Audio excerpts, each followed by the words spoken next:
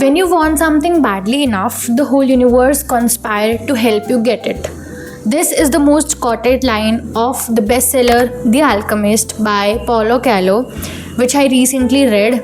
It has sold over 65 million copies and it have been translated to over 80 languages. So here are the 5 lessons that I learned from the book. So before diving in, let me give you a brief intro of the book so you know the context. तो ये book एक लड़के के बारे में है जिसका नाम सैंटियागो है, जो स्पेन के एक छोटे से गांव में रहता है और जो भेड़ चराता है। उसको एक सपना आता है कि पिरामिड्स में ट्रेजर है और वो अपनी शिप्स को बेच के अफ्रीका चला जाता है और वहाँ वो डेजर्ट को क्रॉस करके पिरामिड्स तक पहुँचता है। तो रास्ते में उसे बहुत सारे लोग मिलते हैं और वो बहुत कुछ सीखता है। उसे इंग्लिशमैन मिलता है, he met the shopkeeper, he met the alchemist and he knows about himself, then he knows about the gold. So this book is about the journey of the boy. So let's get to the video. So the first lesson is your personal legend is worth pursuing. तो personal legend एक term है जो कि आप universe में जिस चीज़ के लिए आए हो, जिस चीज़ के लिए आप बने हो, उसको डिस्क्राइब करता है. और this book is the book of dreams. This book tells you to follow your personal legend. And this book tells that if you want something badly enough, the whole universe conspire to help you get it. And in SRK's terms, अगर आप किसी चीज़ को शिद्दत से चाहो तो पूरी कायनात आपको उससे मिलाने में लग जाती है. एंड ये ओनली जब होता है जब आप एक्शन लेते हो, जब आप एफर्ट्स डालते हो. जब उस लड़के ने शिप्स बेच दी थी अपनी, जब सब कुछ वो छोड़ के स्पेन से अफ्रीका चला गया था, even when he got robbed, उसने अपने ड्रीम को फॉलो करना नहीं छोड़ा. So this is one of the biggest lessons from this book and I feel that this is the most underrated part.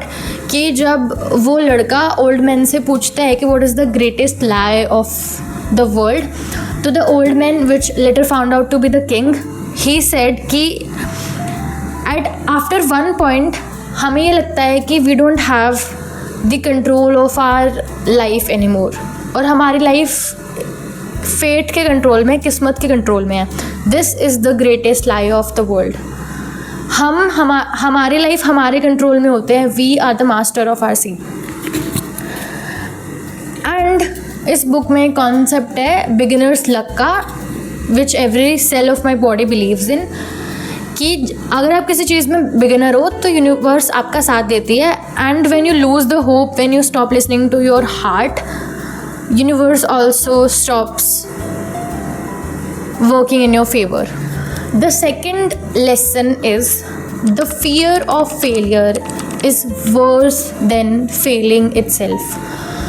तो इन दिस बुक स्पेन में भी and the shopkeeper जो होता है अफ्रीका में, वो जो शॉपकीपर होता है उसका एक पर्सनल लेजेंड होता है कि उसको मेका जाना है, बट वो नहीं जाता है. वो सोचता है रोज़ कि मैं जाऊँगा, पर वो नहीं जाता है क्योंकि उसे लगता है कि मतलब वो प्रोक्रेस्टिनेट करता है. बेसिकली उसे लगता है कि शायद मतलब ये जो थॉट है जाने का, इट्स जस्ट एक्साइटिंग, मुझे वहाँ जाके मतलब शायद मुझे वहाँ जाके उतनी हैप्पीनेस नहीं मिलेगी जितनी मुझे उसके बारे में सोच के लग रही है. बेसिकली ये just procrastinate and he never follows his personal legend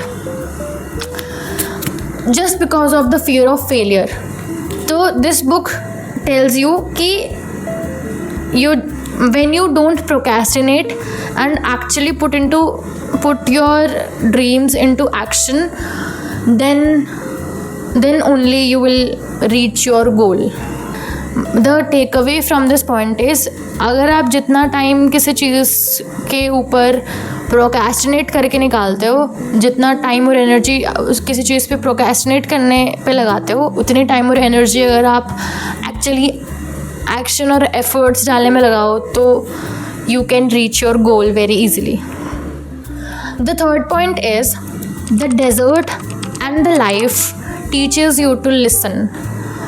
और this is very one of the very famous line of the book that everything on earth is written in one language and that is the language of the world. So one of the most fascinating things about the character Santiago, which makes his character more alive, is that he listens to the language of universe. और वो हर चीज़ से सीखता है, हर challenges को एक sign की तरह लेता है. जब वो लड़का भेड़ चरा रहा होता है तो वो शिप से सीखता है. जब वो डेजर्ट क्रॉस करने की लंबी जर्नी पे होता है तो वो डेजर्ट से सीखता है. He learns from the old man, he learns from the English man, he learns from the shopkeeper, he learns from everything around him. और वो हर एक चीज़ जो उसके साथ होती है उसको एक साइन की तरह लेता है, may be a good sign और may be a bad sign. तो the takeaway from this point is maybe the universe, maybe the world is giving you more information than you think.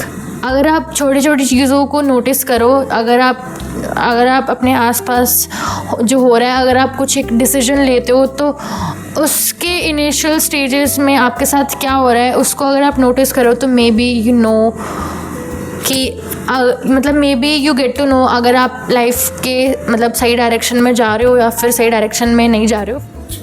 So the fourth lesson is love should not ask you to stop growing. तो जब जो लड़का है वो oasis पहुंचता है, he met a girl named Fatima and which he falls in love with. और वो फातिमा को बोलता है कि I am no longer going to the pyramids, I am just going to stay with you. But Fatima उसको बोलती है कि no, you should follow your personal legend and you should go to pyramids and search for the treasure and you can come back. I am waiting for you. I am the woman of the desert. I know how to wait. So the takeaway from this point is that the right people don't need you to stay small, to stay close. The right people will always inspire you to grow and not to shrink. So the fifth and the last point is the treasure was the home the whole time. तो last में क्या होता है, this can be a spoiler, but last में क्या होता है कि ही वेंट टू अफ्रीका. वो सब कुछ कर आके उसको पता चलता है कि ट्रेजर तो वहीं है where he used to sleep as a shepherd.